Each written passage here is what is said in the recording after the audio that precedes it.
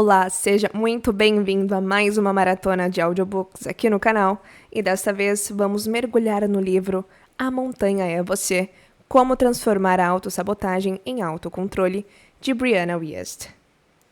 Esse é um livro transformador, cheio de reflexões profundas sobre crescimento pessoal, autossabotagem e a jornada para se tornar a melhor versão de si mesmo. Nesta maratona, irei postar um capítulo por dia, trazendo um resumo aprofundado de cada parte do livro.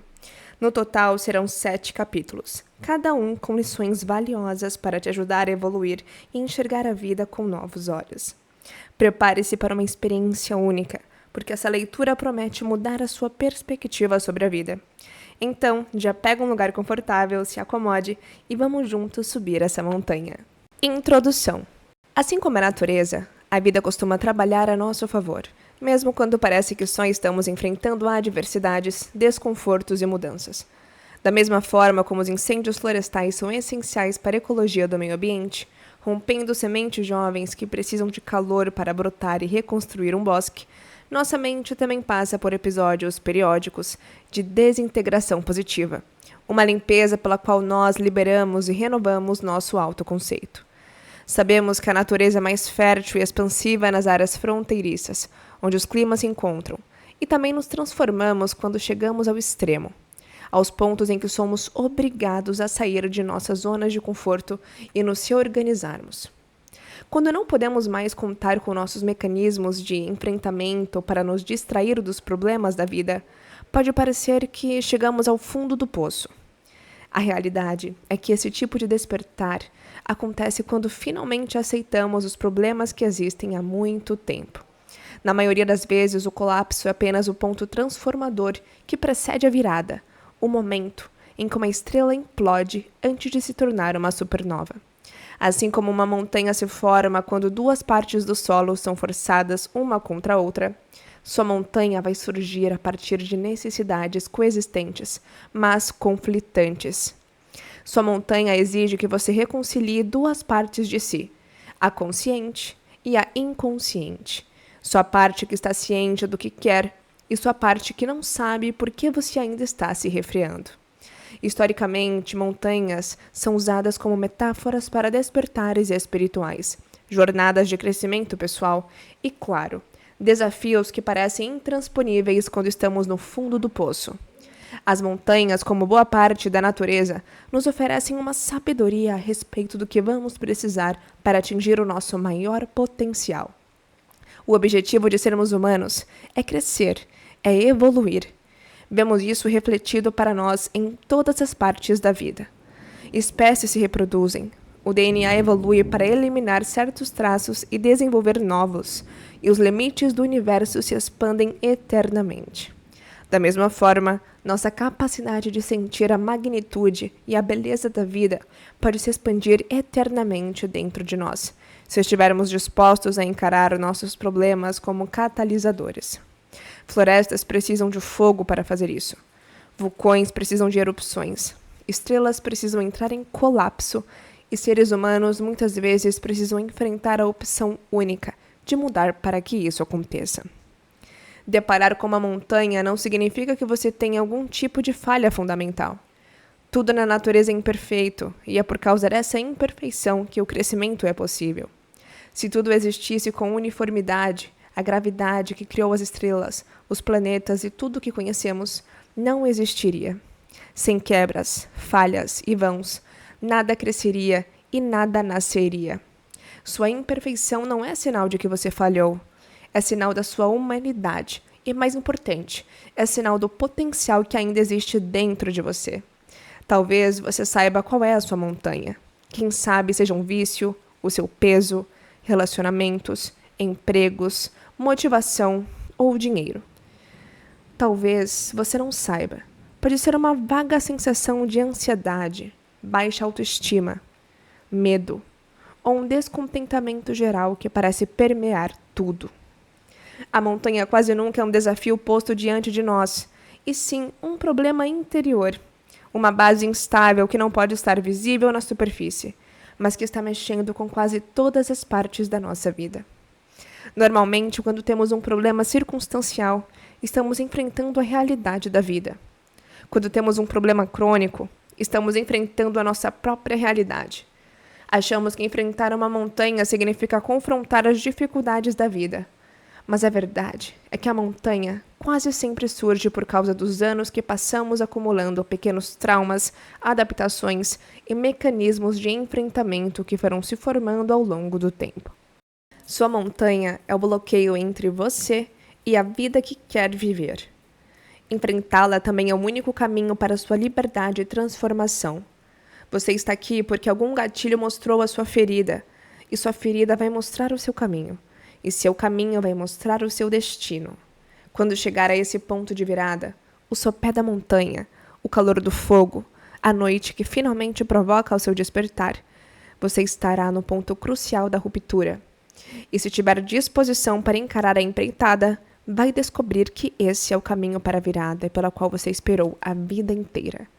Seu antigo eu não consegue mais sustentar a vida que você está tentando levar. Está na hora de se reinventar e renascer. Você precisa libertar o seu antigo eu da energia destrutiva da sua visão e ter disposição para pensar de uma forma totalmente nova. Você precisa passar pelo luto da perda do seu eu mais jovem, da pessoa que o trouxe até aqui, mas não está mais apto para levá-lo adiante. Você precisa visualizar o seu futuro eu, unindo-se a ele, o herói da sua vida que vai conduzi-lo a partir daqui. A tarefa é silenciosa e simples, porém monumental. É um feito que a maioria nem sequer tenta. Agora, você precisa aprender a ter agilidade, resiliência e autocompreensão. Precisa mudar completamente e nunca mais ser a mesma pessoa. A montanha diante de você é o chamado da sua vida, a razão pela qual você está aqui, seu caminho tornado claro. Um dia essa montanha vai ficar para trás, mas a pessoa em quem você vai se transformar no processo de superá-la sempre vai acompanhá-lo. No final, não é a montanha que você precisa dominar, mas a si mesmo. Capítulo 1. A montanha é você. Nada na sua vida prende mais do que você mesmo. Se há um vão entre o lugar onde você está e o lugar onde quer estar, e seus esforços para fechá-lo colidem com a sua própria resistência, dor e desconforto. Quase sempre a autossabotagem está em ação. Superficialmente, a autossabotagem parece masoquismo, como se fosse a consequência de um ódio por si mesmo, de baixa confiança ou de falta de força de vontade e ânimo. Na verdade, a autossabotagem é apenas uma necessidade inconsciente sendo atendida pelo comportamento autossabotador. Para superá-la, precisamos passar por um processo de profunda investigação psicológica. Temos que identificar o evento traumático, liberar emoções não trabalhadas, encontrar formas mais saudáveis de atender às nossas necessidades, reinventar a nossa autoimagem e desenvolver princípios como inteligência emocional e resiliência. Não é uma tarefa simples, mas é um trabalho que todos precisamos fazer em algum momento da vida.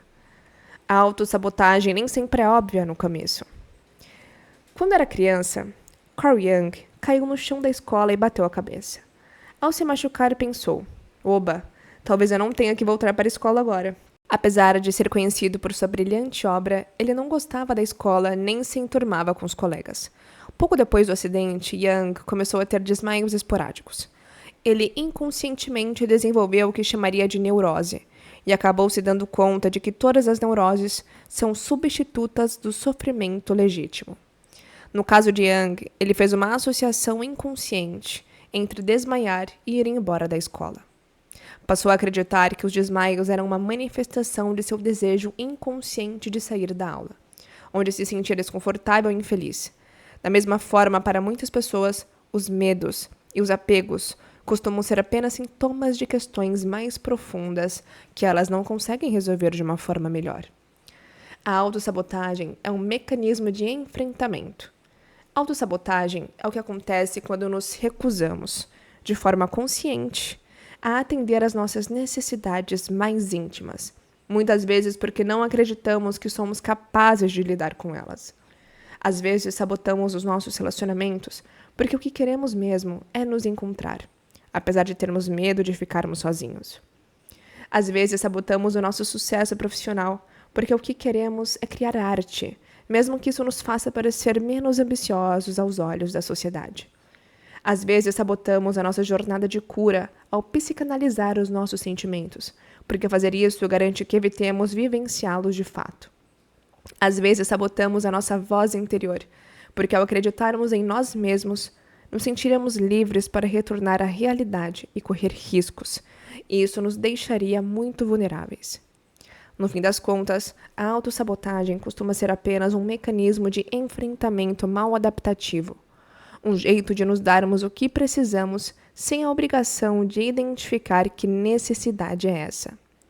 Mas, como qualquer mecanismo de enfrentamento, ela não passa disto.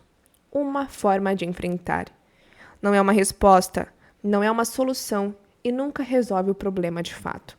Estamos apenas entorpecendo nossos desejos e dando a nós mesmos um gostinho temporário de alívio.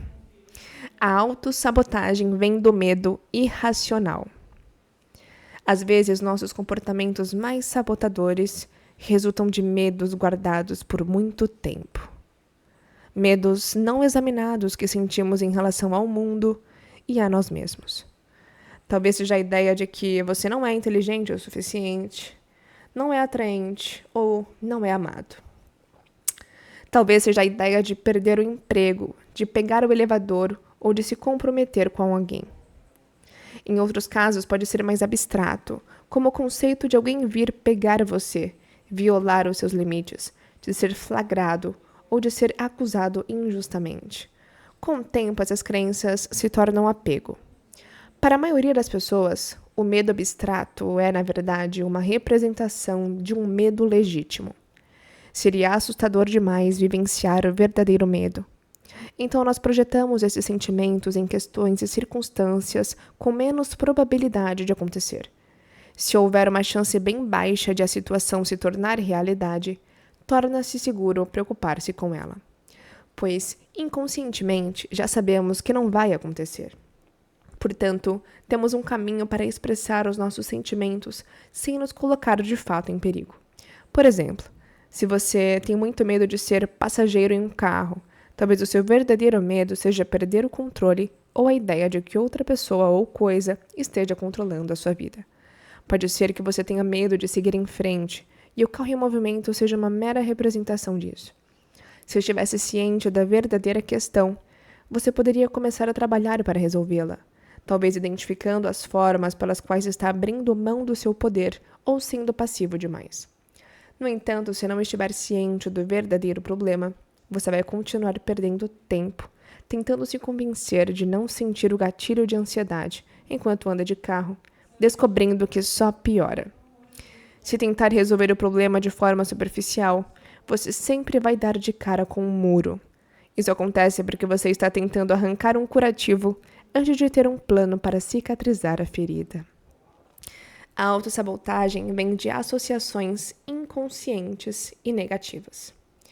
A autossabotagem também é um dos primeiros sinais de que a sua narrativa interna está ultrapassada, é limitante ou simplesmente está errada. Sua vida se define não só pelo que você pensa dela, mas também pelo que pensa de si mesmo. Seu autoconceito é uma ideia que você passou a vida toda construindo. Foi criado ao encaixar dados e influências de quem está ao seu redor, no que seus pais acreditavam, o que seus semelhantes achavam, o que ficou evidente por meio de experiências pessoais e assim por diante. Sua autoimagem é difícil de ajustar, porque o viés de confirmação do seu cérebro trabalha para reafirmar as suas crenças pré-existentes sobre você mesmo. Costumamos nos autossabotar porque fazemos uma associação negativa entre atingir o objetivo a que aspiramos e ser o tipo de pessoa que tem ou faz aquilo que almejamos. Se o seu objetivo é conquistar estabilidade financeira, mas você estraga cada esforço que faz para chegar lá, é preciso identificar a sua primeira crença sobre dinheiro. Como seus pais cuidavam das finanças, e mais importante, o que eles diziam sobre quem tinha dinheiro e quem não tinha. Muitas pessoas com dificuldades financeiras justificam seu momento presente, repudiando o dinheiro como um todo.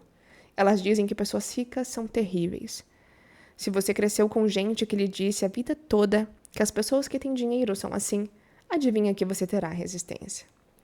A ansiedade em relação ao problema que você está auto-sabotando costuma ser reflexo de uma crença limitante. Talvez você associe ser saudável com ser vulnerável, porque teve um pai ou uma mãe que era perfeitamente saudável, mas adoeceu de repente. Talvez você não esteja escrevendo o trabalho da sua vida porque não quer escrever. Você só quer ser visto como bem-sucedido porque isso vai render elogios que costumam ser o objeto ao qual as pessoas recorrem quando querem aceitação, mas não a receberam. Talvez você continue se alimentando mal porque isso acalma, sem parar para se perguntar em relação a que você precisa se acalmar. Talvez você não seja pessimista de verdade, só não saiba se conectar com as pessoas próximas de outra forma que não seja reclamando com elas. Para superar isso, você precisa começar a desafiar essas ideias pré-existentes e adotar novas. Você precisa reconhecer que nem todo mundo com dinheiro é corrupto, muito longe disso. Mas, importante ainda, considerando que há pessoas que usam o dinheiro de forma egoísta, é fundamental que boas pessoas com ótimas intenções sejam destemidas ao buscar essa ferramenta essencial para criar mais tempo, oportunidades e bem-estar para si mesmas e para os outros. Você precisa admitir que ser saudável o deixa menos vulnerável, não mais, e que críticas acompanham a criação de qualquer obra para o público e não são motivo para não agir. Você precisa se convencer de que há muitas formas de se acalmar, que são mais eficientes do que escolhas alimentares pouco saudáveis, e de que há maneiras bem melhores de se conectar com os outros do que a negatividade.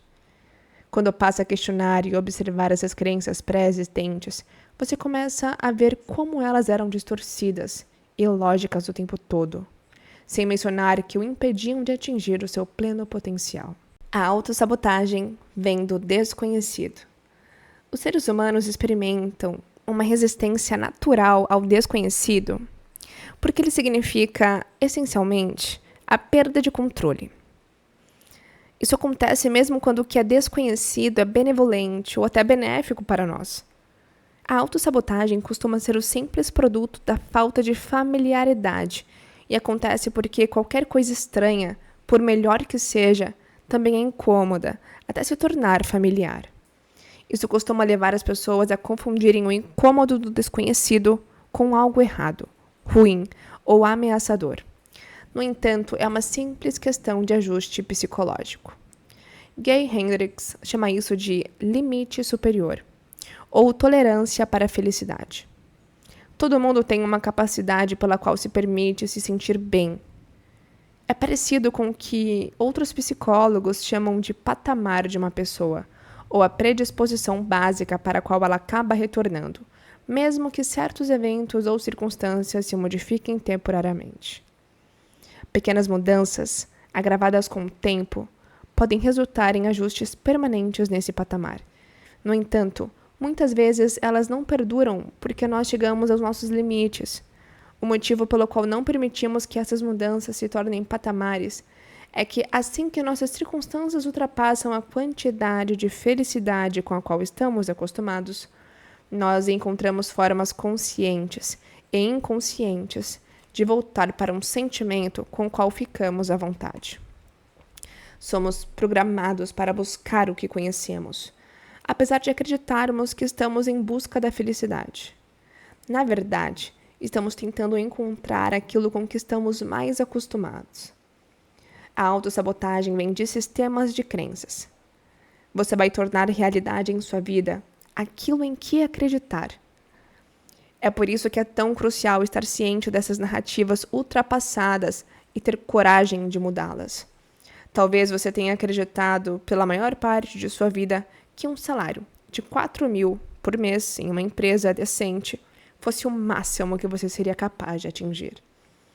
Talvez tenha passado tantos anos dizendo para si mesmo, eu sou ansioso, que tenha começado a se identificar com isso, adotando a ansiedade e o medo em seu sistema de crenças sobre quem você fundamentalmente é.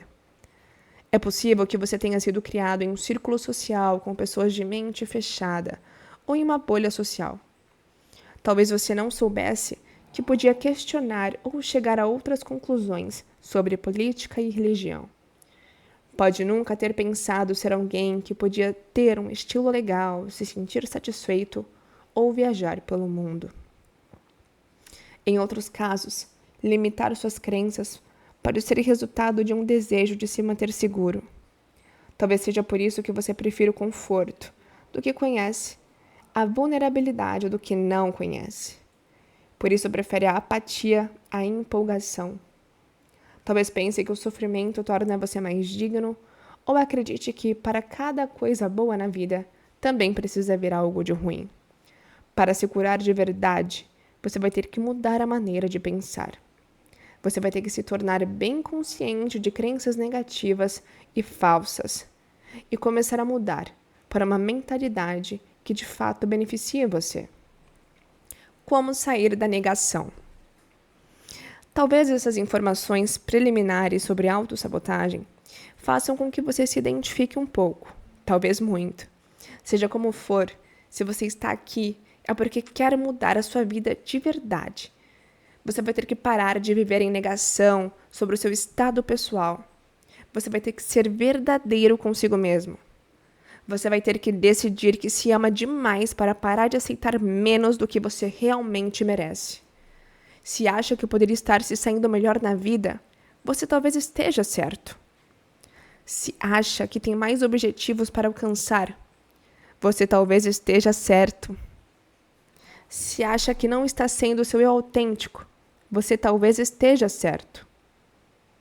Não nos ajuda a usar 1000 afirmações para aplacar os nossos verdadeiros sentimentos sobre onde estamos na nossa jornada. Quando fazemos isso, começamos a dissociar e travamos. Em um esforço para nos amarmos, tentamos validar tudo sobre quem nós somos. Mas esses sentimentos calorosos nunca duram, só entorpecem temporariamente o incômodo. Por que eles não funcionam?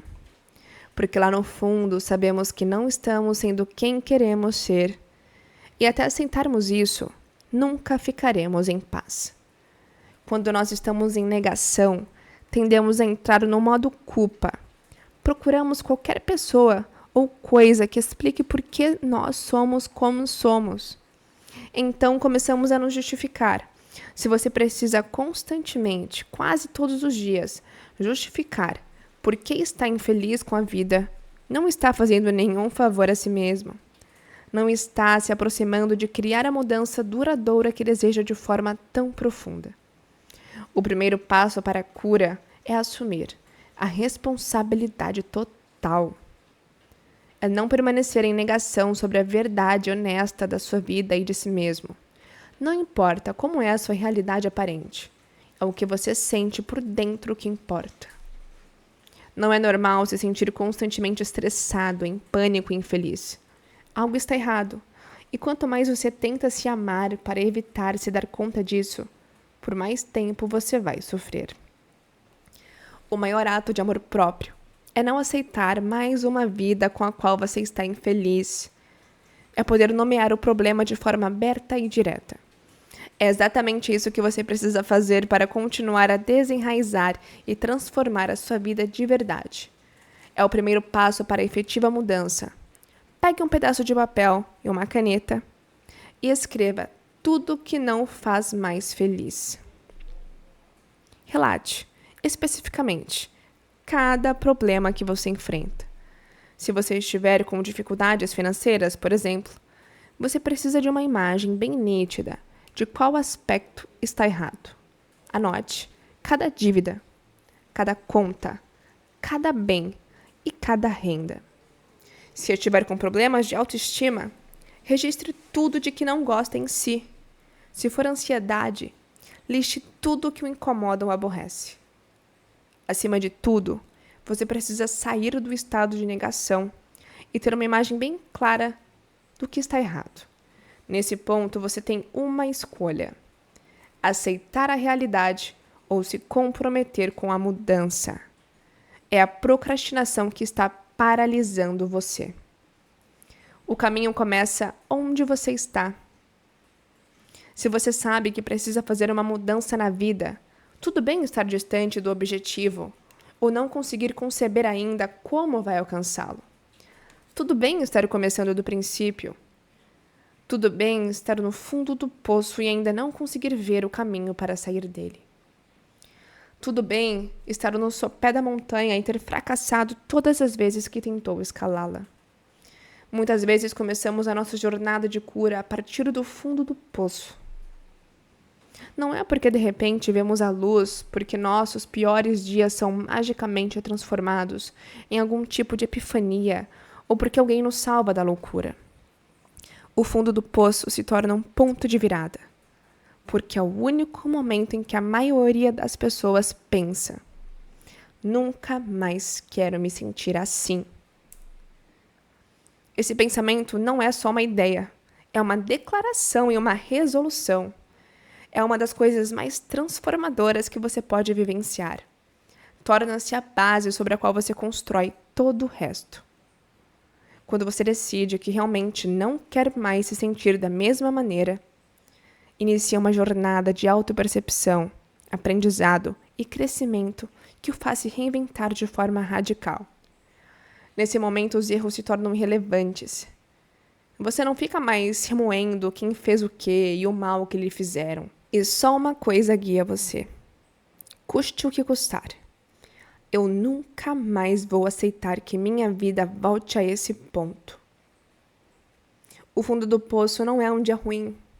Ele não acontece por acaso.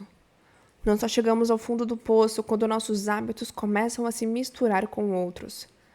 Quando nossos mecanismos de enfrentamento estão fora de controle e não conseguimos mais resistir aos sentimentos que estávamos tentando esconder. O fundo do poço acontece quando finalmente enfrentamos nós mesmos.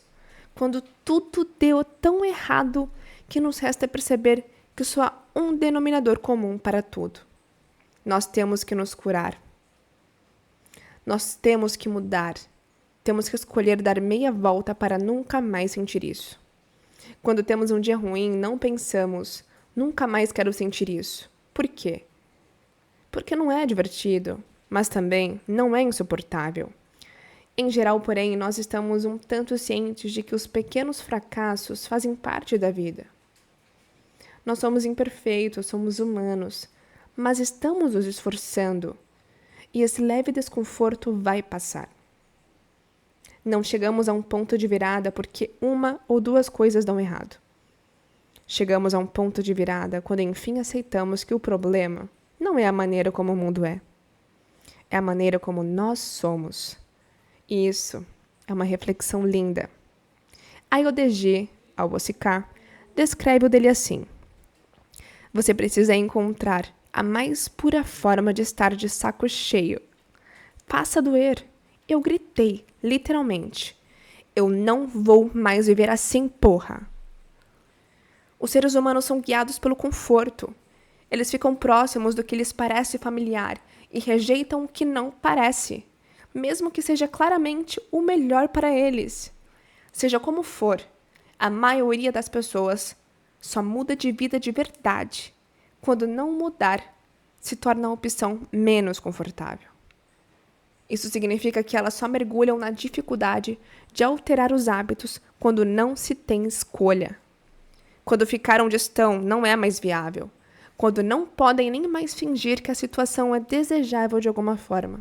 Para ser sincera, elas estão menos no fundo do poço e mais presas entre uma pedra que as espreme e uma subida árdua.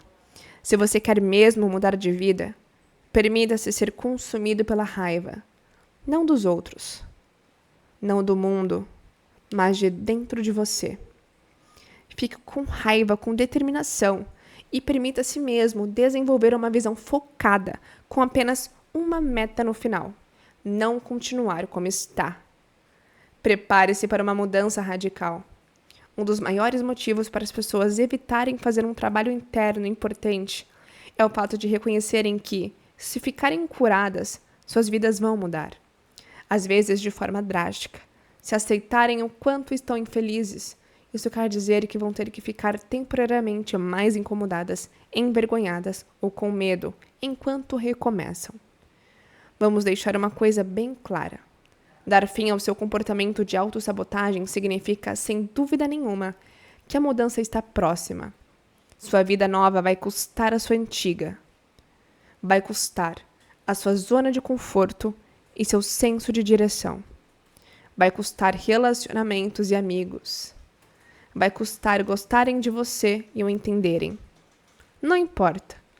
As pessoas que foram feitas para você vão encontrá-lo do outro lado. Você vai construir uma nova zona de conforto em volta das coisas que, de fato, o fazem seguir em frente. Em vez de ser apreciado, você será amado. Em vez de ser compreendido, você será visto. As coisas que você vai perder foram feitas para alguém que você não é mais. Ficar apegado à sua antiga vida é o primeiro e último ato de autossabotagem. E se libertar disso vai fazê-lo verdadeiramente disposto a ver a mudança real em si. E assim concluímos o primeiro capítulo do livro A Montanha é Você, de Brianna Wiest. Espero que essas reflexões tenham te inspirado a olhar para dentro e dar mais um passo nessa jornada de crescimento. Se esse conteúdo fez sentido para você, não esqueça de curtir, compartilhar e se inscrever no canal para acompanhar toda a maratona. Nos vemos no próximo capítulo, onde vamos continuar explorando essa jornada transformadora. Te encontro no capítulo 2. Até lá!